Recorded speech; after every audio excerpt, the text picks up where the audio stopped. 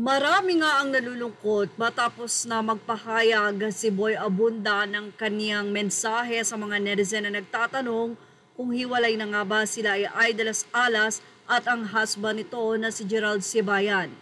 Marami daw kasi ang nakakapansin at tila hindi binabanggit ni Miss Ai ang asawa at nito lamang nagkaroon ng guesting itong si Ai de las Alas kay Boy Abunda kung saan ay nagkaroon pa doon ng pagbati si Jiro Manyo pati na rin ang kanyang anak na si Juancho. Ang nakakapagtaka daw, tila walang video message na ibinigay ang asawang si Gerald Sibayan.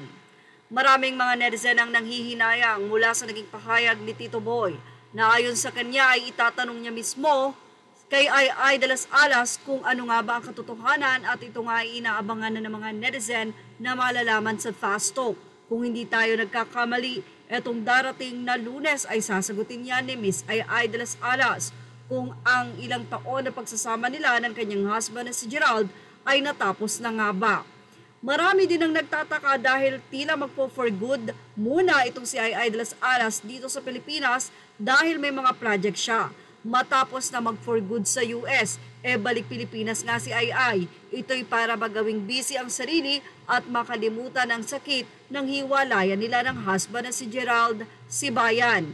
Ilang mga netizen ang nalulungkot para kay Ai dahil ayon sa kanila, napakahabang panahon na nagsama ang dalawa.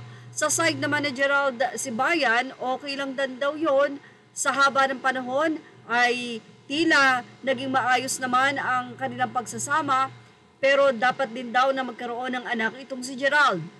At alam naman ni Gerald daw ang kahihinatnan kung pakakasalan niya si Ai. Say naman ng ilang netizen. Well, mukhang hindi naman daw selfish itong si Ai at kung sakaling ang hiwalay at wala ng pag-ibig, bakit pa pipilitin? Anong dahilan ng kanilang hiwalayan? Yan ang maraming tanong ng mga netizen.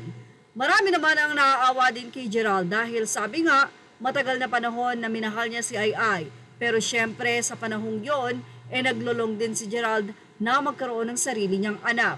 Para kay Ai, sa ng mga netizen, pagbigyan na lamang ito. Wow!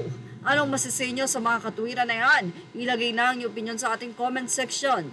Images are all credit to the rightful owners. Thank you for watching Showbiz Now.